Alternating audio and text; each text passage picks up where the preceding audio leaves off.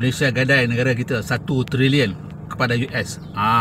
Inilah yang sedang berlega-lega dalam sosial media selepas perjanjian dengan Trump semalam kan. Okey, saya tengoklah hari ni komen daripada beberapa wakil rakyat dalam parlimen. Ada beberapa orang lah, semua diorang kata bahawa Malaysia dah gadai, PMX dah gadai Malaysia dengan bagi harta 1 trilion kepada US. Okey, first kali saya nak tanya soalan ni pada korang-korang ni. Korang faham tak maksud 1 trilion tu?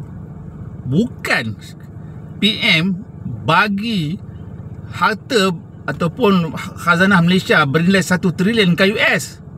Itu maksudnya kita berniaga dengan US nilainya 1 trilion. Apa masalah? Maknanya untunglah Malaysia. Okey?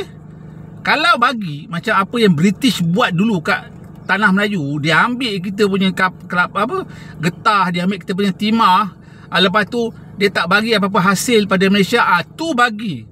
Itu betul menjarah harta Malaysia. Tapi sekarang zaman moden, mana ada negara dunia buat macam tu? Tak ada. Semua berniaga. So, agreement tu Malaysia bagi komitmen untuk berniaga. Nilainya 1 trilion dengan US, bukan bagi pada US. Aduh, korang ni tak faham ke? Berniaga dengan bagi lain tu tak? Kau bagi tanah kau kepada orang, tu bagi. Tapi kalau kau jual tanah pada orang, tu maknanya kau berniaga, kau untung lah. Kan? Yang pertama. Yang kedua, ada satu wakil rakyat tu kata, kenapa kita kena beli LNG, Liquefied Natural Gas, daripada US? Kan kita ada LNG dekat Sarawak. Saya nak bagi tahu wakil rakyat, wakil rakyat ni masih pening dia orang ni. Tak study ke? Kita punya gas kat Malaysia sekarang ni dah tak cukup untuk jana kuasa, untuk jana elektrik dah tak cukup. Gas-gas yang ada dekat Sarawak, Sabah tu dah tak cukup untuk jana elektrik. So kita terpaksa beli. So kita boleh beli daripada banyak tempat. Kita boleh beli daripada Qatar, kita boleh beli daripada Russia. Banyak tempat kita boleh beli.